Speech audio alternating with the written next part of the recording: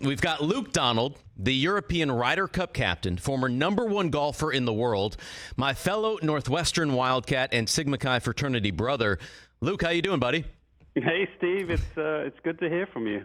It is always great to hear from you. Things are great. U.S. Open going on in L.A. right now, LACC.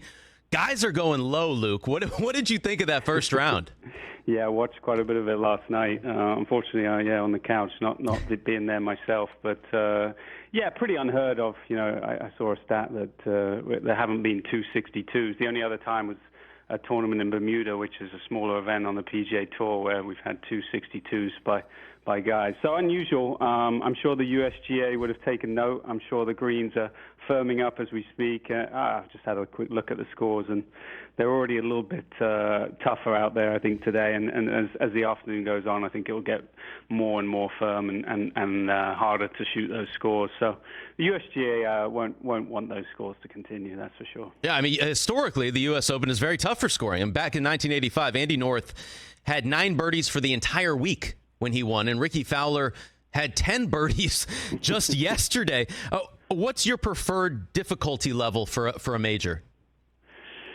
Well, the USGA, and the U.S. Open, they've always tried to make it a real test of golf. You got to hit fairways, hit it greens. I think they've started to go to some different styles of courses. LACC, renovated by Gil Hands. It's a little bit of a different golf course that you'd usually see in the U.S. Open. It has more width in the fairways, more about angles, more about golf architecture. And that's cool, but, I think, ultimately the U.S. Open try and make it a tough test. The Masters, again, they kind of go along that way. They want to see the best players perform the best on a difficult golf course. The Open Championship, the British Open, they let weather and course conditions kind of depict scores. So every major is sort of different, but usually the U.S. Open is the tougher one. I'm watching some scores today. Wyndham Clark, 3 under. He's now in the lead at 9 under par. Hoffman, 4 under for the day through 12. Now that you're the European Ryder Cup captain, on a week that you're not playing, how closely are you watching the tournament and seeing how your potential players are doing? Yeah, I've been playing quite a lot this year just to be around the players and understand the golf courses they're playing and seeing how good they are. And obviously, it helps with communication. But certainly on a week off, I'm checking leaderboards. I'm watching the TV coverage more than I would if I wasn't the captain, and just keeping an eye on everyone. I think that's my job. I want to find, who's playing well, who's playing well in the big events, who's showing consistency, who's trending, who's not trending. So all stuff I'm kind of keeping an eye on. Luke, we're here with Luke Donald, former #1 golfer in the world. Rich Eisen Show, Steve Weissman filling in. You're a Ryder Cup legend. I mean, you played 4 times, you won all 4 times, contributed in massive ways for the European team. What was your reaction when you found out that you were going to be named European Ryder Cup captain? Well, of course, obviously, a huge privilege, huge honor. Some unusual circumstances, obviously, going around it. But, this was a great opportunity for me, and I was never going to turn down this opportunity. I've had so many amazing experiences on golf courses, but most of them, to be honest, have been in Ryder Cups. So there's something about playing for a team, playing for something more than just yourself. We don't play for money. We don't play for points, FedEx points, DP World Tour points, any of that.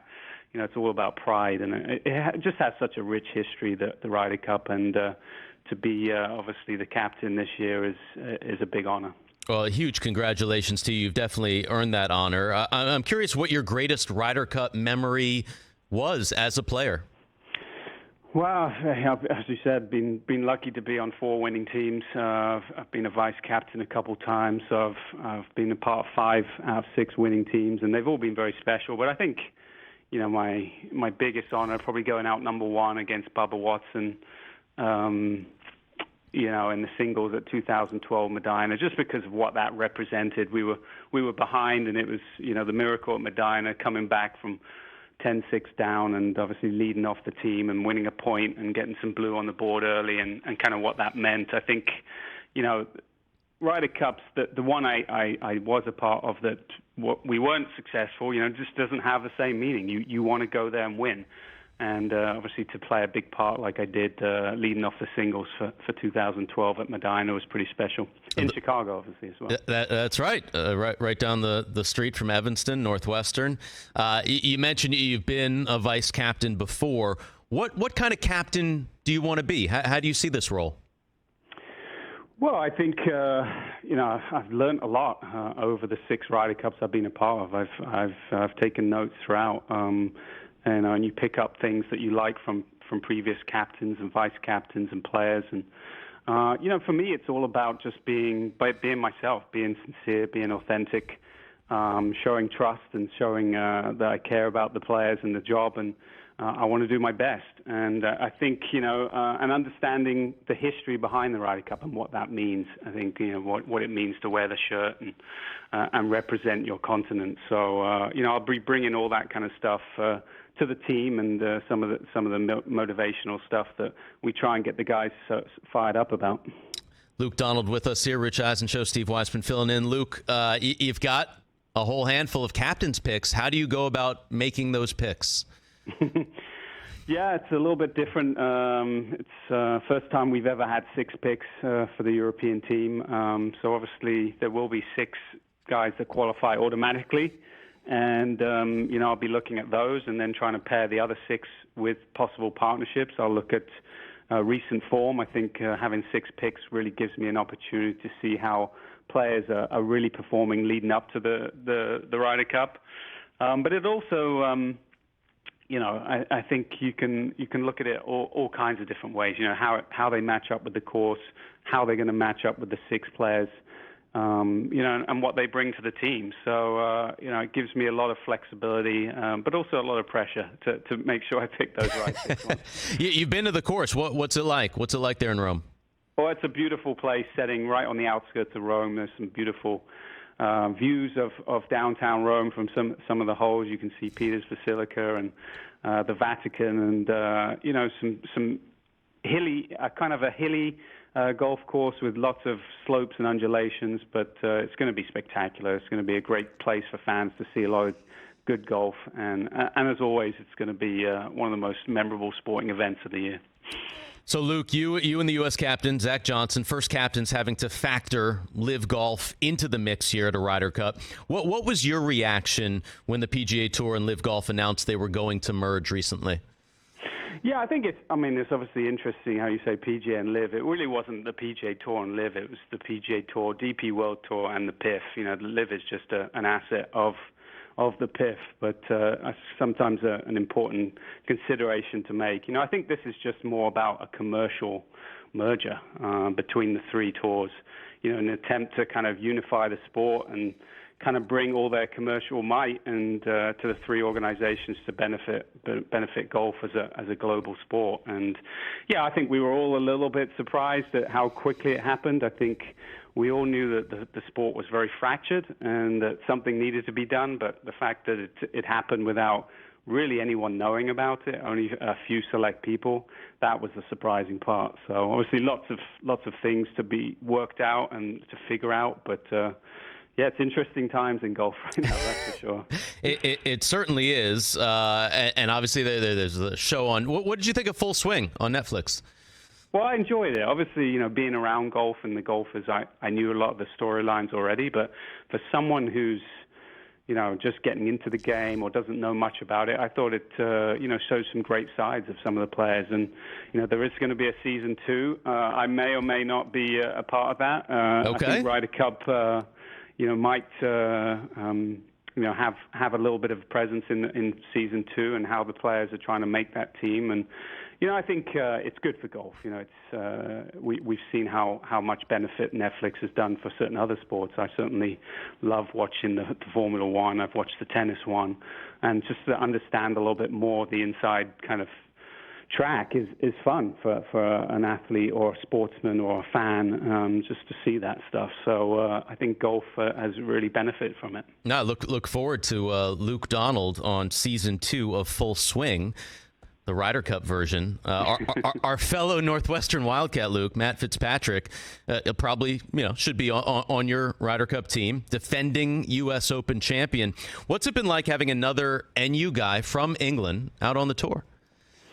Well, yeah, I've enjoyed watching Matt grow as a player. I mean, to watch him, win the U.S. Open last year was special for me. I think, we always rally around the people we support and have consistencies with, and having that Northwestern connection, I think, is important. Matt lives pretty close to me, or spends a lot of time down near me in South Florida here, and get to see him quite a lot. So it's just been great to see his journey and how he's grown as a player, and I fully expect him to have a big role in the Ryder Cup in September. It's massive. We got two Wildcats that have been top 10 golfers. You at 1, I think Matt's at 8 in the world right now, U.S. Open champion, and there's been some other universities, colleges, Luke, that have been producing some golf talent, and the Purple Pride is on the way.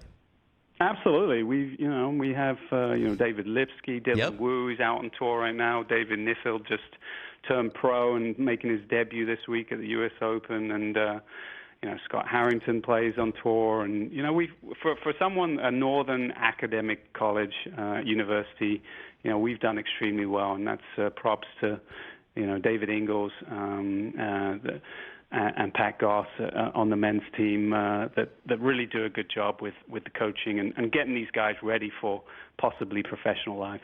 And one of my favorite memories from college, Luke, back in the day was driving with some of our fraternity brothers to Ohio to watch you play in the first Memorial. You were the Jack Nicklaus Player of the Year, so you got the invite to the Memorial. I think we all stayed at the same house. You also got to have a relationship with Jack, over the years. You played in his last round on tour. I'm curious, what are the biggest lessons that you've learned from Jack over the years? Well, it's always interesting being around, the greats, the people that were just so much better than the others. And I think they just have a different mindset. They just see everything one-dimensionally, that this is how they're going to succeed, and there's no bumps in the road, And I just think it's a little bit different to how most people find their careers. I once asked Jack about, how he practices short game in his pitching and his putting, and he said, well, Luke, I really never practiced it that much. I just figured I was good enough to chip it to 10 feet, and from there I just figured I'd make most of those 10-footers. So, I didn't need to practice. I practiced more my long game, and it's just a different atmosphere. It's just a different theory. Some of these greats, I think they just see the game in a completely different way. But I've been very fortunate to obviously have Jack, someone that I could bounce ideas off. I actually was with him last week, just riding around the golf course where we live, and he's redoing it and just just chewing off his ear about what he's seeing in the golf course and how he sees the game and all that kind of stuff. And it's a pretty special to be able to have that relationship. Yeah, anytime you can hang out with one of the GOATs, that's pretty cool, and have that sort of relationship. What was that last round like? I know it was quite a while back, but to know that you were gonna be in that group when he was playing his last round. 2005, paired with Jack, but also Tom Watson, who's no slouch himself. I mean, when it comes to Open Championships, it was unbelievable. St. Andrews, the home of golf. I don't know if you've ever been there, but anyone who knows St. Andrews, you have the Roadhouse Hotel on 17. Every window was full, and then you go down 18. We spent about 20 minutes on the Swilcan Bridge taking pictures, and everyone down the right-hand side of 18 and behind all the buildings, every single windows was full. Every time we got onto a green, we were getting clapped. And the admiration, appreciation for what Jack and of course Tom and what they've done for the game of golf was pretty amazing to be a part of. And I actually made my first cut at an Open Championship in 2005, playing with those two legends. So that was an added bonus. You're learning lessons on the course, off the course, all positive things for you. Luke Donald joining us here on the Rich Eisen Show. Steve Weissman filling in for Rich today. For those who don't know, Luke wears the coolest shoes on the golf course. And Luke, everyone in this studio absolutely loves Jordans. We're all wearing them, in fact. Right now, we're all rocking Jays. How did you start wearing them when you play? Well, I've been very lucky to have a relationship with MJ himself. I got to play with him quite early on in my career. The Chicago connection, we had some mutual friends. He loves playing with good players, and we just struck up a friendship, probably back starting around 2003 or 4. Excuse my dog. The dog's always welcome. Yeah, there must be someone at the door. But yeah, we just struck up a friendship, and obviously for a long time I wore FootJoy shoes, Yep. but starting in I think 2016, my contract was coming to an end, and MJ was kind of getting into the golf space. It's a real passion of his, and he wanted to start with some shoes, obviously, and go down and maybe expand into clothing and all sorts of stuff. And I just said, let me know if I can help promote them. Not that he needs my help. I mean, he puts a shoe out and it sells pretty immediately. So I've been wearing the shoes now for 5, 6, 7 years, and low ones with a golf sole. It doesn't get much better than that, does it? No, that's pretty sweet, Luke. What I know you get boxes and boxes of J's. I've seen you share that on social media. What are your favorite J's? My favorites are the ones. I just love the low ones and the high tops, the highs as well. But I don't know. I think it's hard to beat the classic ones. The classic one. Now, do you get any custom Jordans? Just that like one of ones for Luke Donald? I've had a couple. He sent one Christmas where I think it was 1 of 30, but definitely not 1 of 1. But I got a couple special ones that I've been very fortunate to get. But I've got a little room in my house. I'm about to put some shelving up just to display a bunch of the ones, and I'm just looking forward to the process of doing that and sorting through them. And they need to be displayed, and I think it's only appropriate. It makes sense, Luke, that the ones are your favorite because Luke Donald was the first player to win both money lists on the PGA and European tours in the same year.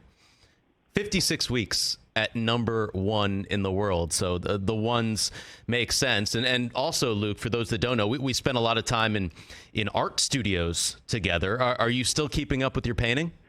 Man, I'm not really. Since I have 3 daughters at home, and since they came on the scene, it's kind of taken a back room. But I keep threatening that I'm going to pick up the paints and get the easel out again, because it is very relaxing. You can really lose yourself, and I think as busy as life is these days, sometimes it's nice to take a little step and a little breather away from it and do something you enjoy. So you never know. I haven't done it in a number of years, but I'm never going to say never. All right, it's still potential there. So awesome to catch up, Luke. We really appreciate you taking the time to join us on the show today. We wish you the best of luck in Rome to bring home the Ryder Cup for Team Europe. Even though it's always tough because U.S. guy, but I'm a Luke Donald guy. So whatever Luke does, I will support that, and I also hope to see you at Wimbledon this year.